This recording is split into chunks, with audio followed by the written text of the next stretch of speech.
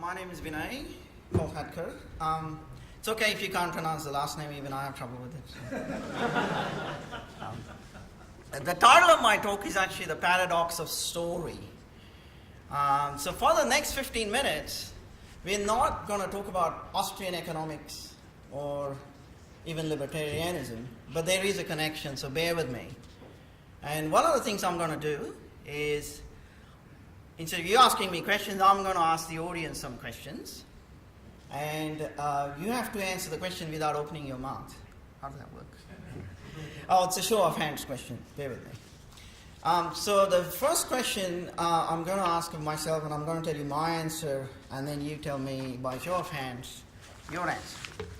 And the first question is, have any of you, or I'm asking that of myself first, whilst watching a movie in a movie theater, a play in a theater, or reading a novel, or a television drama on TV, or a movie at home, cried, felt really sad, so sad that tears rolled down your face uncontrollably.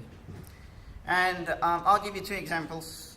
3 DVDs I watched with my wife over the last year or so. Recent movies. 2009, there's a movie called Precious, based on the novel Push by Sapphire. It's about a obese teenager, and she's having a lot of difficulty with life. And there is a scene towards the end between the counselor, this obese teenager, and her mother. And her mother was played by Monique, a great actress. She won the Golden Globe, lots of Academy Award nominations for this film. And the mother is, what has actually happened is that the mother had a boyfriend after her husband walked away, and she's allowed the boyfriend to sexually abuse this little girl, and that's why she's having so much trouble with life. And in that scene, the mother is trying to defend her actions by saying, well, it's hard for me at this age to get another boyfriend, and I didn't, he was the only man in my life. But Monique does such a powerful, evocative performance that you feel for her. You feel her anguish. She is, in fact, defending the undefendable. Sorry, I didn't want to take your punchline, but it's that feeling. And this movie was made by Fox Searchlight. I think it's a $10 million budget, box office $63 million. Made people cry, $63 million. The other example is Conviction, made 2009. Hilary Swank, and it's an anti-government film for those of you libertarians. A man was wrongly, it's based on a true story, a man who was a petty thief was wrongly convicted of murder simply because he happened to be at the scene of the crime. And his sister believed in him so much that she spent 17 years of her life trying to free him, and she succeeded in the end. And the problem was no lawyer would take up the case, and it was a open and shut case like in one of those Alabama type states. And the lady then decided she had to become a lawyer herself to free him. So she didn't have the best grades in high school. She redid her high school, got the grades, got into law school, got qualified. Luckily, by the end of it, the Innocence Project based on DNA happened to come about, and then she managed to free him. And it's almost a cry of relief when that happens in the end, that she managed to free him. And the third one, which I'll touch on lightly, is a movie, 2010 movie called Help, based in Jackson, Mississippi.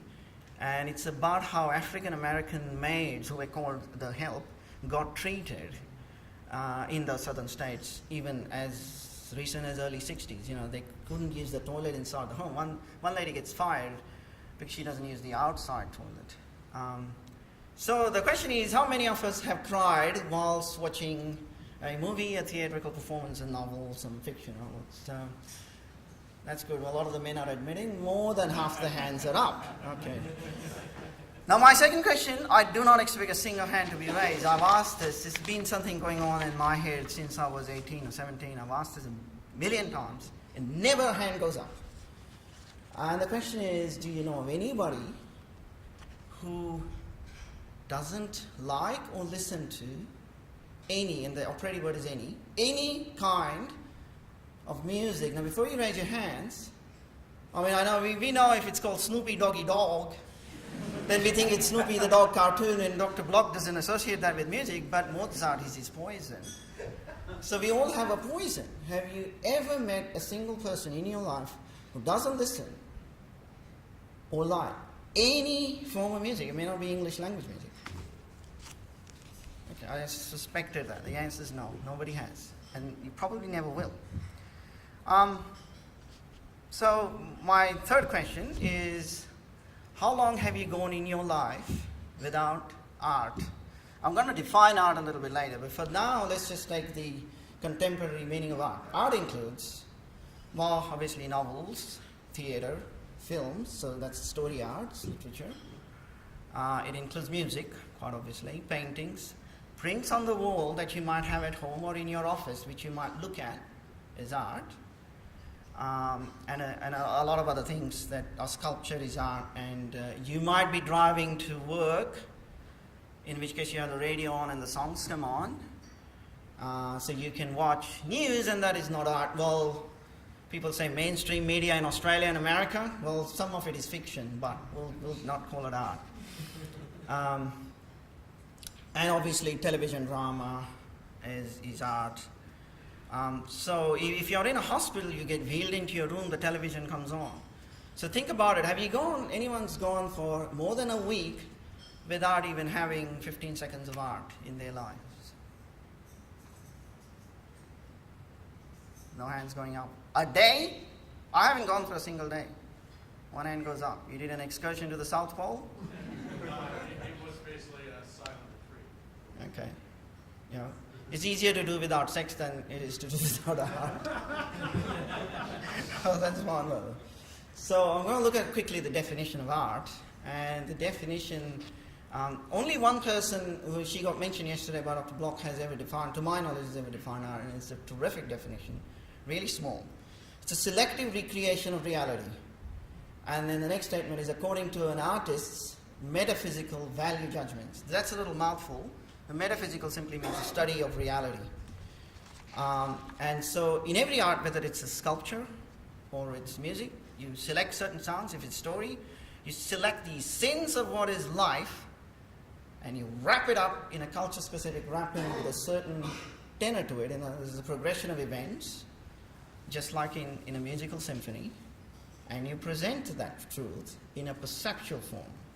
And the argument I'm going to make is that we human beings, the reason we don't go for long without art is we have a need, a strong human need for art. And the reasons are quite profound. Under the objectivist epistemology, epistemology again is a mouthful, it's a theory of knowledge, how do we know what we know kind of thing. A human being is a conceptual animal, and animals gain knowledge at the perceptual level. So a child perceives things. So at the beginning, you perceive things. This is, there's a table. But then the concepts come in, because there's various forms of tables. There's different sizes. There's aluminium tables, there's wooden tables, steel tables. Now that is a concept that you can't feel. And Ayn Rand calls it abstraction from abstractions, was a phrase, which means once you have a concept, you can either expand it that way or delve into it this way. So you have a table, and you go in, there's aluminium tables and teakwood tables and this kind of tables, or you go that way and saying, but chairs and tables and beds, and they have all some kind of a similarity, and I have another label called furniture. So you expand the concepts both ways. And practically all human knowledge, the operative way our knowledge works, is at a conceptual level, including the morals we believe in, which subconsciously guide us day to day, is at a conceptual level. And we need to reorient those concepts at a perception level to make sure that that is right. It's like the illustration versus validation concept. Do you remember that came up yesterday? Well, you have to say yes, even if you don't remember, because if you fell asleep during the debate between Dr. Block and Dr. Kirchner, one of the points came up was about empiricism, and Dr. Block's argument, if I read you correctly, heard you correctly, was if a logical argument is sound a priori, I don't need validation. But it doesn't hurt to have illustrations. And that's kind of this, where it is. you have to have periodic illustrations at a perceptual level to feel what we already know is right, or sometimes it might change your view. So that's why the example of crying became relevant. People say, I go to the movies to escape.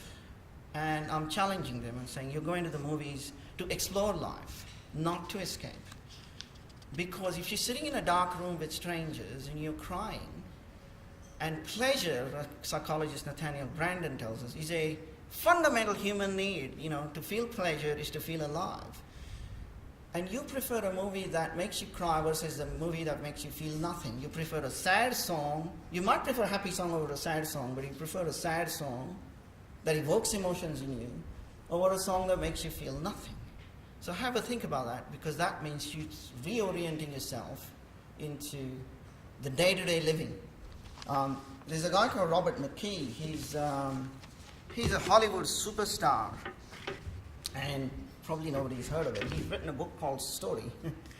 And he's a superstar for writers because he's one of the best writing teachers in the world. And that's why you've never heard of him, because he's like being a celebrity economist. You walk down the street and other economists and students know you, but teenage girls aren't rushing to get your autograph.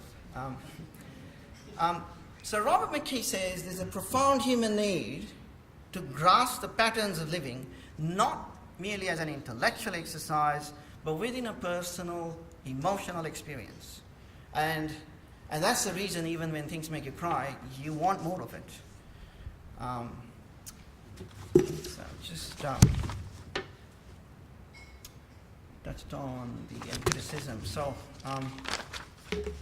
the title of the talk is going to be The Paradox of Story.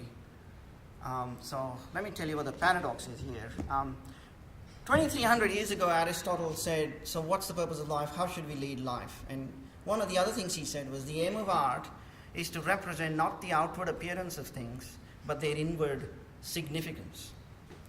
And Robert McKee says something similar, but in a more simple way. He says a story, because he's sticking to story arts, not all art.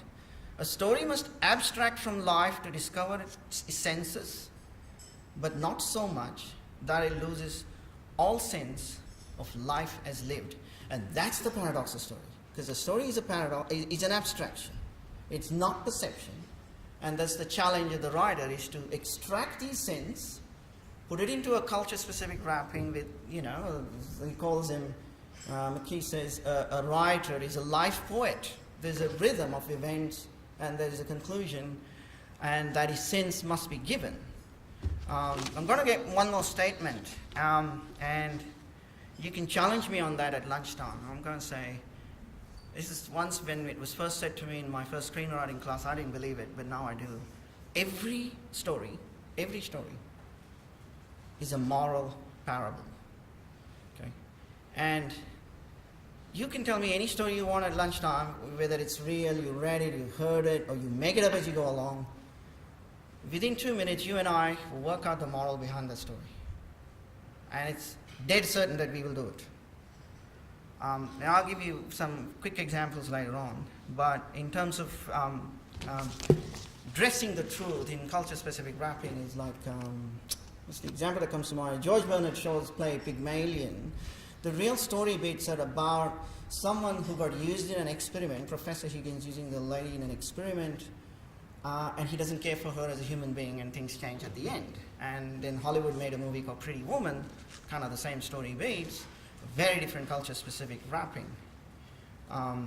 So that's, you feel that because it's like life as lived, as close to life as lived, but there is an underlying humanity to the story that really grabs us.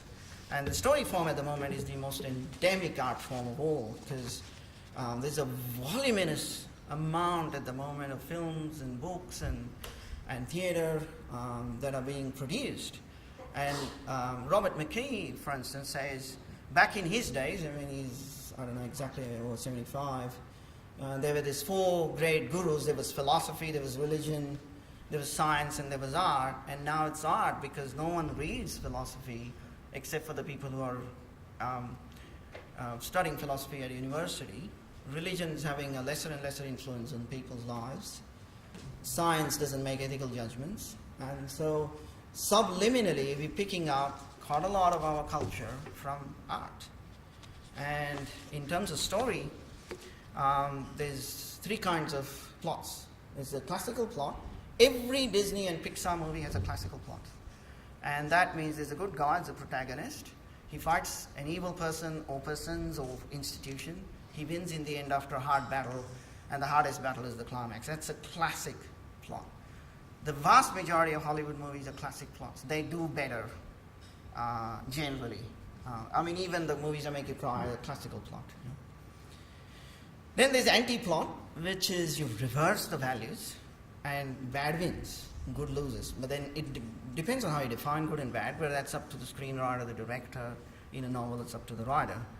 Or mini plot in which values are minimized. Let me give you some illustrations, because we don't want to just stick to a priori arguments. Mini plot, I don't know if people have seen The Reader or The Revolutionary Road. It's sort of, actually no, that's a good example. There's an Australian movie that won awards called Animal Kingdom, or Coen Brothers did some movies. In 2007 they released No Country for Old Men. Anyone seen that? Okay, quite a few hands. The way it ends is it ends in an ironic, funny note where the sheriff says, sometimes bad happens, and it comes in like a tempest, and we can do nothing about it. And that's kind of a minimization of values. Burn After Reading is similar. Coen Brothers are sort of driven towards those minimization plots. Disgrace, which is a novel by James Coetzee made into a movie, is a minimization of values kind of plot. There's seemingly no values, and that's the trick. If you're in fact subliminally saying values aren't worth fighting for, there are no values in life, that in fact becomes a value. So I'm just conscious of time, just about 12 now. The anti-plot is where bad actually wins. Arbitrage starring Richard Gere. Anyone seen that? That's ran in the theaters a few months here. And The Revolutionary Road and The Reader is a bit like that. They just like the bad thing wins. But observe that and you'll see what I mean. So that's pretty much what I was going to say. There was another point about a paradigm which Aristotle introduced, which is as is versus as it could be and as it should be. And what he said was, what you should do in art is present what could be and what should be, not what as is. And there is a naturalism movement in literature which presents things as is. And that's really a bad development for us, in those who love liberty and freedom. And on the last point, on a final note, I want to say something about what came up in a Q&A session with Dr. Block yesterday. The first part of which I agree with, the second part I don't. And the question was, in our lifetime, will we ever see kind of a libertarian government? Someone like Ron Paul or Gary Johnson doesn't win more than 1% of the vote. And the answer, correct me if I'm wrong, was in twofold. One, we're hardwired for benevolence. There is an article called The Paradox of the Good Samaritan in December 2004 issue of the Scientific American Mind, which argues the same thing, and a response by Nancy Shearer in Google. And which basically, I agree with that. Benevolence, we're hardwired for benevolence because benevolence is good for evolution. The second part of the answer was, again, correct me if I'm wrong, was that because we are hardwired for benevolence, libertarianism won't win out in the end, because we're not hardwired for trading benevolence, but for outright charity-type benevolence. I don't quite agree with that, because benevolence is more compatible with capitalism, in fact. The most prosperous societies are the most benevolent societies. The United States of America, during its best and most prosperous capitalist days, was the most benevolent society on earth in terms of giving. And think about it as to why that happens. I'm going to give you two quick examples. When I grew up in India, there's 1,000 starving people for one rich guy in the mansion. And so it's very difficult for him to be benevolent. But if there are 1,000 people in mansions and one poor starving guy on the street, it inevitably will be the case that people look after him. And say when compassion is forced, it doesn't happen. Like in China, there's an incident shown on YouTube where somebody got hit by a car and the person was dying, bleeding on the street. And for an hour and a half, I was in fact a young girl, 13, 14. Nobody even called an ambulance. I mean, it's just astonishing. But apparently in China, if you call the ambulance and the police arrive, you have to fill out a long questionnaire when you saw, what you saw, and it takes 2 hours, and then nobody wanted to waste 2 hours. I mean, this is not even benevolence. This is just like a normal thing to do, and people weren't helping her. And, I'm not sure whether she died or not. So I think the problem is the left and the green, like to use Dr. Bloch's analogy of a watermelon, have the cloak of benevolence. And we've got to remove that cloak and expose that movement for what it really is. It's an anti-industrial movement that will lead to a less prosperous society. A less prosperous society is a less benevolent society. We can turn the tables by using benevolence to our advantage. Now, I'm not any more optimistic about seeing this in sort of our lifetimes, but I think we could make a difference. We can try. That's what I've tried. And yesterday I got a pleasant surprise from a stranger who read my novel and she wrote on Amazon saying that really opened my eyes because, I didn't think of politicians like this. So that's pretty much it. Come and see me after lunch if you want to talk about those two profound things. Every story is a moral parable. You need art, it's not escapism. And yes, benevolence is compatible with capitalism. That's all. Thank you.